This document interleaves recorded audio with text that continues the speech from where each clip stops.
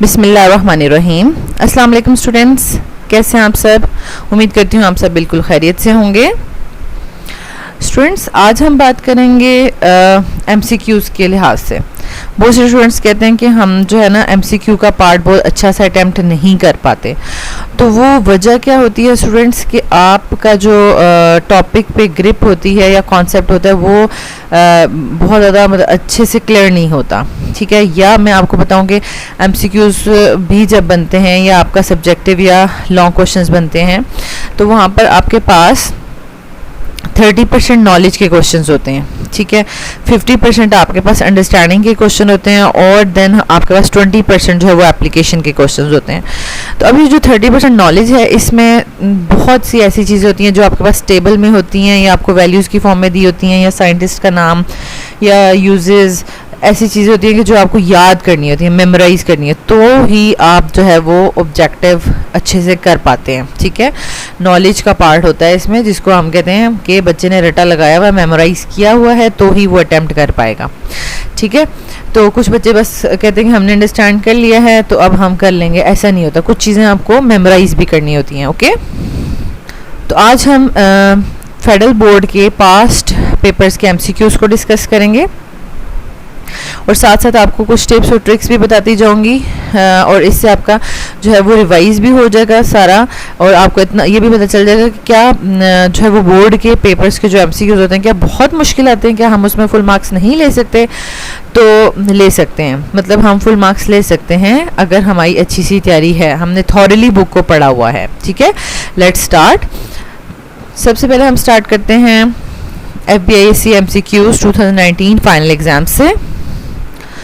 तो स्टूडेंट्स ये मैंने 2019 फाइनल पेपर जो है वो ओपन कर लिया है, ठीक है। इसका सबसे पहले आप क्वेश्चन देख सकते हैं, electronic configuration of the transition element, कोई भी एलिमेंट है, ठीक है, इन +2 ऑक्सीडेशन स्टेट इज। अब ये हमारे पास इलेक्ट्रॉनिक कन्फिग्रेशन लिखी हुई है जब उसने दो इलेक्ट्रॉन लॉस कर लिए हैं। What is its atomic number? तो एटॉमिक नंबर का मतलब है कि फुल इलेक्ट्रॉन, ठीक है, यानी 2 इलेक्ट्रॉन लॉस ना किए हों। तो आप देख लें कि टोटल आपके पास ऑर्गॉन के 18 इलेक्ट्रॉन्स होते हैं, 18 + 5 23 और +2 25। तो यहाँ पर हमारे पास ऑप्शन ए करेक्ट है, ठीक है। Which of the following metal hydroxide is least insoluble in water? अब अगर हम सॉल्युबिलिटी ऑफ हाइड्रोक्साइड्स की बात करें तो आप जब भी स्टडी कर रहे हों तो कुछ ऐसी टिप्स या ट्रिक्स या ट्रेंड्स होते हैं ना, तो उनको आप अलग से लिख लिया करें। जैसे कि अगर हम हाइड्रोक्साइड्स के ट्रेंड की बात करें तो वो डाउन द ग्रुप जो है वो उनकी सॉल्युबिलिटी इंक्रीज़ करी है। हम ये सारा का सारा टॉपिक जो है वो सॉल्युबिलिटी से रिलेटेड पढ़ रहे हैं, ठीक है, सॉल्युबिलिटी। और अगर हम इसी तरीके से कार्बोनेट्स और सल्फेट्स की बात करेंगे, ठीक है, तो वो हमारे पास टॉप टू बॉटम जो है वो डिक्रीज करती है, ठीक है। ये ट्रेंड आपने याद रख लेना है, रीज़न अभी हम डिस्कस नहीं कर रहे, अभी आपने ट्रेंड याद कर लिया। तो जब हमें पता है कि top to bottom solubility of hydroxide increase कर रही है तो इसका मतलब है कि जो बिल्कुल टॉप पे होगा तो उसकी सॉल्युबिलिटी कम होगी। तो बिल्कुल टॉप पे हमारे पास होता है मैग्नीशियम, ठीक है, मैग्नीशियम, फिर कैल्शियम, फिर स्ट्रोंशियम और फिर बेरियम। तो मैग्नीशियम की सबसे कम सॉल्युबिलिटी है। देन आ जाए the abnormal enlargement of thyroid gland is due to deficiency of iodine in the diet, ठीक है। ये तो हमें कॉमन पता है, देखें कितना इजी सा एमसीक्यू आया हुआ है। Nucleic acids are repeating units of nucleotides, option B correct है, ठीक है। वैसे तो आपका न्यूक्लिक एसिड का टॉपिक एक्सक्लूडेड है। Polyethylene is an example of, अब आपके पास 3 एग्जांपल हैं पॉलीमर के टॉपिक में जो आपने पढ़ी हुई हैं, पॉलीथाइलीन, पीवीसी और नायलॉन, ठीक है। पॉलीथाइलीन और पीवीसी जो है वो दोनों एडिशन पॉलीमर्स की हैं और नायलॉन कंडेंसेशन की। तो यहाँ पर हमारे पास ऑप्शन बी करेक्ट है, ठीक है। Which of the following alloys is use in the preparation of iron निकल? बहुत ईजी क्वेश्चन है, निकल एल्यूमिनियम एलॉय यूज होती है। देन है हमारे पास mixture consist of 40% dextro and 60% laevo tartaric acid. तो अब मिक्सचर जो है वो किस तरफ प्लेन पोलराइज्ड लाइट को रोटेट करेगा? अब जिसकी कंसंट्रेशन ज़्यादा है, लीवो की ज़्यादा है, तो एंटी क्लॉकवाइज रोटेट कराएगा, बी ऑप्शन करेक्ट है, ठीक है। Which of the following is correct? अब यहाँ पर देखिए मैकेनिज्म आपने पढ़ा हुआ है SN1 SN2 E1 E2 का। अब आपको ये पता है कि SN1 SN1 और E1 ये दोनों हमारे पास 2 स्टेप होते हैं, और SN2 और E2 ये दोनों हमारे पास सिंगल स्टेप होते हैं। ठीक है, तो इसमें हमारे पास ऑप्शन बी करेक्ट हो जाता है। ठीक है, नेक्स्ट हमारे पास है hydrogen bonding is maximum in. अब देखें हाइड्रोजन बॉन्डिंग की मैंने आपको बताया कंडीशन याद रखनी है आपने कि हाईली इलेक्ट्रोनेगेटिव एटम होना चाहिए और उसके साथ पार्शियल पॉजिटिव हाइड्रोजन होना चाहिए। ठीक है, अब ये देखें मेथॉक्सी इथेन, तो इसमें ऑक्सीजन तो है, ठीक है, लेकिन ऑक्सीजन के साथ कोई हाइड्रोजन नहीं अटैच। ठीक है, क्योंकि ईथर है ना ये। फिर ट्राई इथाइल अमीन, यहाँ पर नोट डाउन कर लें। सबसे पहले मेथॉक्सी इथेन है, ऑक्सीजन है, ऑक्सीजन के साथ कोई हाइड्रोजन अटैच नहीं है जो कि पार्शियल पॉजिटिव होता। इसी तरह हाईली इलेक्ट्रोनेगेटिव नाइट्रोजन है लेकिन उसके साथ कोई हाइड्रोजन नहीं है। और ये देखें हमारे पास हाईली इलेक्ट्रोनेगेटिव ऑक्सीजन है लेकिन उसके साथ डायरेक्टली अटैच हाइड्रोजन नहीं है। ठीक है, तो हमारे पास एथानॉल है जिसमें कि हाइड्रोजन बॉन्डिंग पॉसिबल है क्योंकि इसमें हाईली इलेक्ट्रोनेगेटिव एटम भी है और पार्शियल पॉजिटिव हाइड्रोजन भी है। तो यहाँ पर हमारे पास ऑप्शन बी करेक्ट है कि इसमें एथानॉल में मैक्सिमम हाइड्रोजन बॉन्डिंग होगी। Acetic acid reacts with sodium metal, तो अब देखें एसिड अपना प्रोटॉन डोनेट करेगा और जो प्रोटॉन होगा दो हाइड्रोजन आपस में मिलकर जो है वो क्या बना लेंगे, हाइड्रोजन गैस बना लेंगे। ठीक है, प्रोटॉन जो है वो एटम में कैसे कन्वर्ट होगा, जब सोडियम उसको इलेक्ट्रॉन देगा। सॉल्ट प्लस हाइड्रोजन आंसर आ जाएगा इसका। Which region of electromagnetic radiation is used in IR, ठीक है, तो इसका देखें 2.5 से 16 माइक्रोमीटर आंसर है, ऑप्शन बी करेक्ट है। दी hard and rigid Rocky earth crust is called lithosphere, कितना आसान ये ऑब्जेक्टिव दिया हुआ है। Which of the following elements form alloys, देखें अब आपने ट्रांजिशन एलिमेंट्स पढ़े थे और उसमें आपने उनकी प्रॉपर्टीज़ पढ़ी थी, oxidation states, binding energy, alloy formation. ठीक है, तो अब देखें अब ये भी कितना इजी है कि एलॉयज कौन बनाते हैं, ट्रांजिशन एलिमेंट्स बनाते हैं। ठीक हो गया। विच of the following pair has both members from the same period of the periodic table, तो यहाँ पर आपने देखना है मतलब इसको रफली आपने स्केच कर लेना है। तो यहाँ पर हमने देखें थोड़ा सा स्केच कर लिया कि क्योंकि हमें सोडियम का एटॉमिक नंबर पता था 11 और उसके साथ ही बिल्कुल 12 मैग्नीशियम नंबर होता है एक ही पीरियड में। ठीक है, और अगर हम सेकंड ग्रुप की बात करें तो मैग्नीशियम से डाउन पे जो है वो कैल्शियम प्रेजेंट होता है और इसी मैग्नीशियम की पीरियड में चलते जाएँ तो एंड पे हमारे पास 17 नंबर पे क्लोरीन होता है और क्लोरीन के नीचे ब्रोमीन। तो अब हमारे पास देखें सोडियम और क्लोरीन जो है वो एक ही पीरियड में एग्जिस्ट कर रहे हैं। ठीक है, तो ऑप्शन बी करेक्ट है हमारे पास यहाँ पर। Carbon atom in formaldehyde is, अब आपको बताया हुआ है कि आपने कैसे हाइब्रिडाइजेशन चेक करनी है। ये हमारे पास फॉर्मेल्डिहाइड है, हाइब्रिडाइजेशन चेक करनी है कार्बन की, तो इसके सराउंडिंग एटम्स नोट कर लें। ठीक है, सराउंडिंग एटम्स हमारे पास हो गए हैं 3। ठीक है, लॉन पेयर कोई कार्बन के ऊपर है नहीं है, लॉन पेयर 0 है। ठीक है, तो हमारे पास कितने हाइब्रिड ऑर्बिटल्स रिक्वायर हैं, 3 हाइब्रिड ऑर्बिटल्स किस तरह से बनते हैं, एक s और 2 p से मिलकर बनते हैं। तो इसका मतलब है कि sp2 हाइब्रिडाइजेशन होगी कार्बन में। तो स्टूडेंट्स ज़रूरी नहीं है कि अब यही वाला क्वेश्चन पेपर में आएगा, किसी भी मतलब एटम की आपसे पूछी जा सकती है, तो आपको फाइंड आउट करनी आनी चाहिए हाइब्रिडाइजेशन। ठीक है, नेक्स्ट हमारे पास इसमें ऑप्शन बी करेक्ट था। और alkyl cyanides give dash when it reacted with lithium aluminium hydride, देखिए अब सिंपल अल्काइल साइनाइड्स की रिडक्शन हो रही है, हाइड्रोजन ऐड होगा। अब यहाँ पर देखें हाइड्रोजन अगर ऐड करना है हमने तो हम इसके ये 2 हाइड्रोजन्स ब्रेक करेंगे। ठीक है, तो सॉरी बॉन्ड्स ब्रेक करेंगे, तो फिर हमारे पास क्या होगा, हाइड्रोजन के साथ भी कार्बन के साथ भी 2 हाइड्रोजन्स ऐड हो जाएंगे। ठीक है, और नाइट्रोजन के साथ भी 2 हाइड्रोजन्स ऐड हो जाएंगे। तो यहाँ पर आपको क्या लग रहा है, क्या बन गया, प्राइमरी अमीन्स बन गए हैं। ठीक है, तो यहाँ पर हमारे पास ऑप्शन ए करेक्ट है। देन पिरिडीन इज, अब पिरिडीन आपका पिरिडीन का स्ट्रक्चर आना चाहिए कि वो आपके पास कार्बोसाइक्लिक है या हेट्रोसाइक्लिक है, एरोमेटिक है या एलिफेटिक। एलिफेटिक का मतलब होता है स्ट्रेट चेन और एरोमेटिक का मतलब होता है रिंग। तो स्टूडेंट्स ये हमारे पास पिरिडीन का स्ट्रक्चर है जिसमें देखें रिंग के अंदर नाइट्रोजन है, तो इसका मतलब है कि ये एक हेट्रोसाइक्लिक और एरोमेटिक स्ट्रक्चर है। तो हमारे पास ऑप्शन ए करेक्ट है। तो स्टूडेंट्स यहाँ तक हमने जो है वो 2019 फाइनल एग्ज़ाम का जो पेपर है वो डिस्कस कर लिया है और ऑलमोस्ट 7 to 8 मिनट्स लगे हैं हमें। अब ये हमारे पास 2019 फाइनल एग्ज़ाम का इवनिंग पेपर है। ठीक है, अब देखिए यहाँ पर फर्स्ट जो है वो metal carbonates decompose on heating to give metal oxides and carbon dioxide, ठीक है। तो अब आपने थर्मल स्टेबिलिटी देखनी है। Which of the following metal carbonates is thermally more stable, ठीक है। जैसे अगर आप रिकॉल करें जो अभी मैंने आपको याद करवाया था कि हाइड्रोक्साइड्स की जो सॉलिबिलिटी है, ठीक है, solubility down the group increase कर रही थी, लेकिन जो कार्बोनेट्स और सल्फेट्स थे, ठीक है, उनकी सॉलिबिलिटी जो है वो, इसमें भी हम सॉलिबिलिटी की बात करें, डाउन द ग्रुप डिक्रीज कर रही थी, ठीक है। लेकिन अब हम इन्हीं की थर्मल स्टेबिलिटी की बात करेंगे, कार्बोनेट्स और नाइट्रेट्स, ठीक है, इनकी थर्मल स्टेबिलिटी की बात करेंगे जो कि डाउन द ग्रुप इंक्रीज करेगी, ठीक है। तो यहाँ पर ये वाला ट्रेंड याद कर लें कि उनकी सॉलिबिलिटी तो बिगर एनाइंस जो होते हैं उनकी सॉलिबिलिटी तो डाउन द ग्रुप डिक्रीज करती है, लेकिन उनकी थर्मल स्टेबिलिटी जो है वो इंक्रीज करती है। मींस कि वो इजीली डिकम्पोज होकर ऑक्साइड्स नहीं बनाएंगे, ठीक है, अगर हम टॉप टू बॉटम मूव करेंगे। तो यहाँ पर देखिए हमने कहा था कि टॉप टू बॉटम जो है वो सॉलिबिलिटी इंक्रीज करती है, तो बिल्कुल बॉटम पे हमारे पास बेरियम है, ठीक है, यानी मैग्नीशियम, कैल्शियम, स्ट्रोंशियम और एट द एंड बेरियम आता है। तो ऑप्शन डी करेक्ट है। अब ये देखिए हमारे पास अगर 50% डेक्स्ट्रो और 50% लीवो एसिड्स हमारे पास प्रेजेंट हैं तो कौन सी स्टेटमेंट करेक्ट है। पहले तो बात है कि 50-50% जब दोनों हो जाते हैं तो दोनों रेसिमिक मिक्सचर बना लेते हैं, इसका मतलब है कि ए और बी में से कोई ऑप्शन करेक्ट है। और जब रेसिमिक मिक्सचर हो जाता है, ठीक है, तो एक जो है वो प्लेन पोलराइज्ड लाइट को क्लॉकवाइज मूव कराएगा, दूसरा एंटी क्लॉकवाइज, तो इसका मतलब है कि कोई भी इफेक्ट नहीं पड़ेगा ऑन प्लेन पोलराइज्ड लाइट, तो ये ऑप्टिकली इनएक्टिव होते हैं। तो ऑप्शन बी करेक्ट होगा हमारे पास, ठीक है।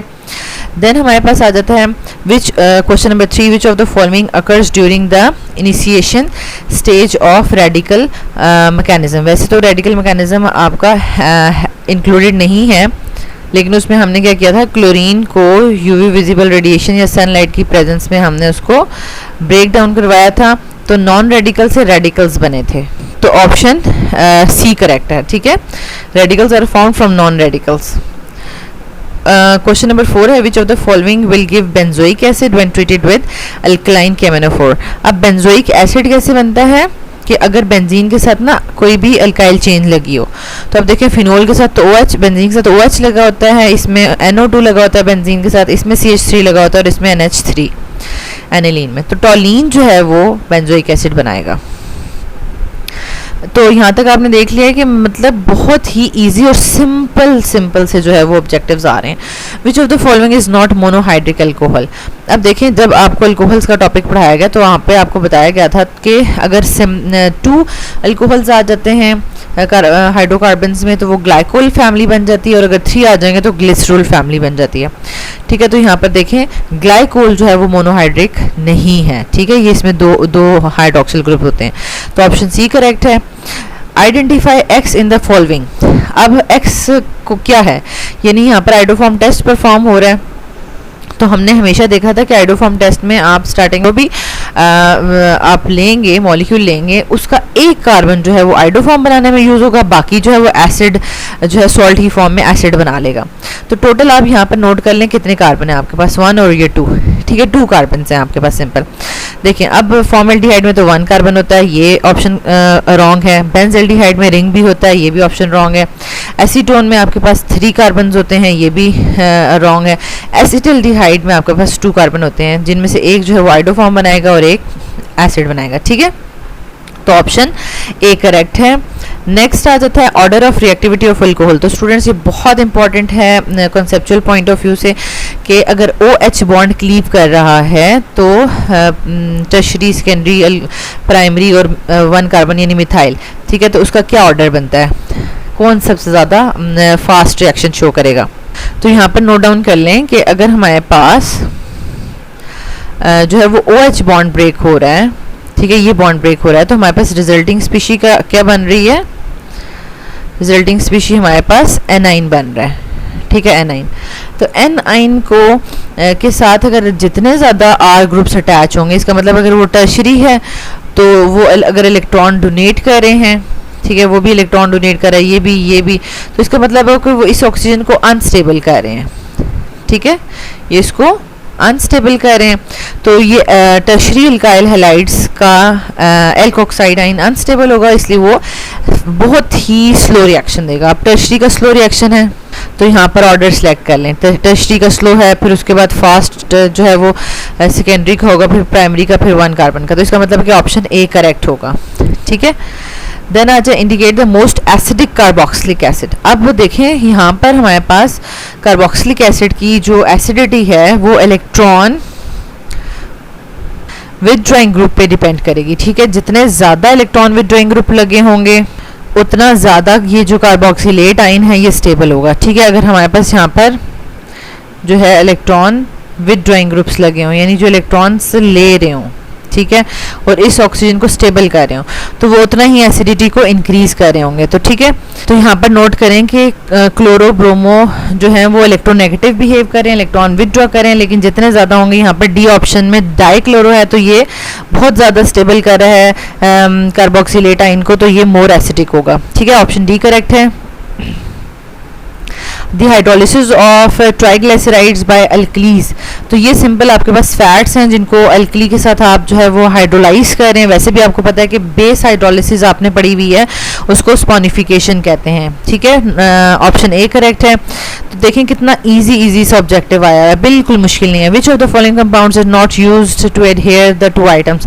अब ये एडहेसिव के टॉपिक से आया है। देखें एडहेसिव्स, रेजिन्स, ग्लू, ये तो चीज़ों को आपस में एडहेयर करने के लिए यूज होते हैं, लेकिन डाई तो नहीं यूज होता ना, तो कितना इजी है, डी ऑप्शन करेक्ट है। The designing and creation of chemicals that are not hazardous to people और एनवायरनमेंट इज रिलेटेड टू। अब ये एनवायरमेंटल में से पूछा गया है कि ग्रीन केमिस्ट्री जो है वो ऐसे केमिकल्स क्रिएट करती है जो कि एनवायरनमेंट के लिए और पीपल के लिए हैजर्डस नहीं होने चाहिए। ठीक है, तो green chemistry is the answer. Very high energy electron beams are used.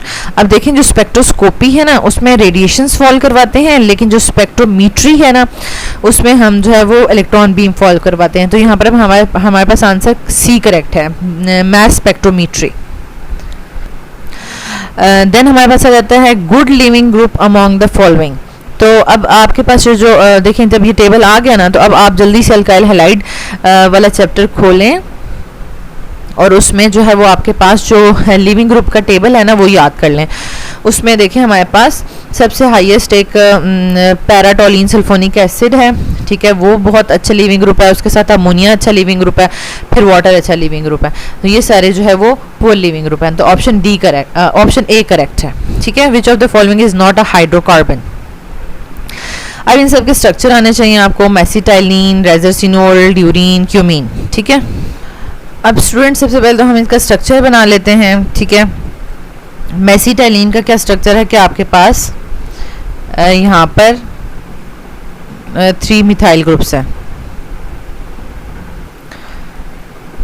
ठीक है, नेक्स्ट आपके पास है कि रेजरसिनोल का आपके पास है कि आपके पास रेजरसिनोल में हाइड्रोक्सिल ग्रुप्स हैं और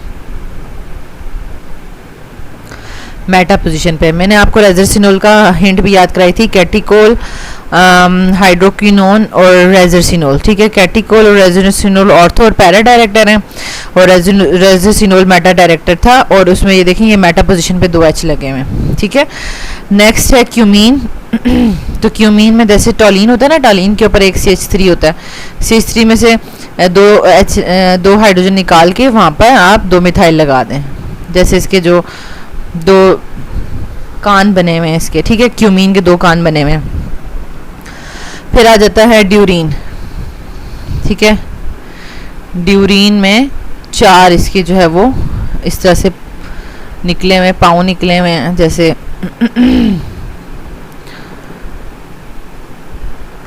इंसेक्ट्स के होते हैं। ठीक है, तो ये ड्यूरीन बन गया। तो अब इसमें से कौन हाइड्रोकार्बन नहीं है? देखिए तमाम में, बाकी सब में, इसमें और इसमें सब में कार्बन हाइड्रोजन है, लेकिन इसमें ऑक्सीजन भी है। तो हमारे पास क्या हुआ, रेजरसिनोल इज नॉट अ हाइड्रोकार्बन।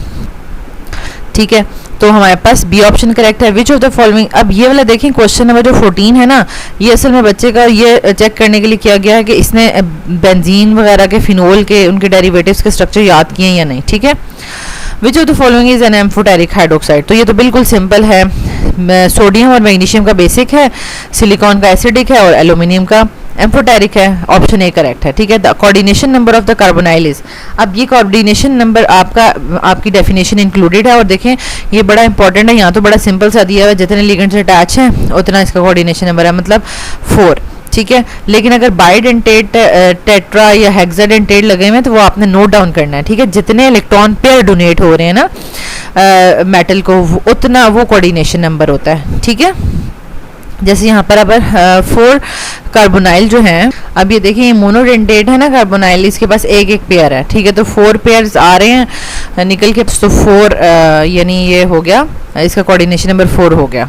और लास्ट में हमारे पास है 1,3 ब्रोमोब्यूटेन, क्या है हमारे पास, विसिनल डाइहैलाइड है, जेमिनल है, या सिंपल डाइहैलाइड है, या हैलाइड है। तो ये देखें सिंपल क्या था, 1,3 डाइब्रोमो, 1 और 3 डाइब्रोमोब्यूटेन, तो बाकी सारी जो वैलेंसी जो है वो हम हाइड्रोजन से सेटिस्फाई कर सकते हैं, ठीक है।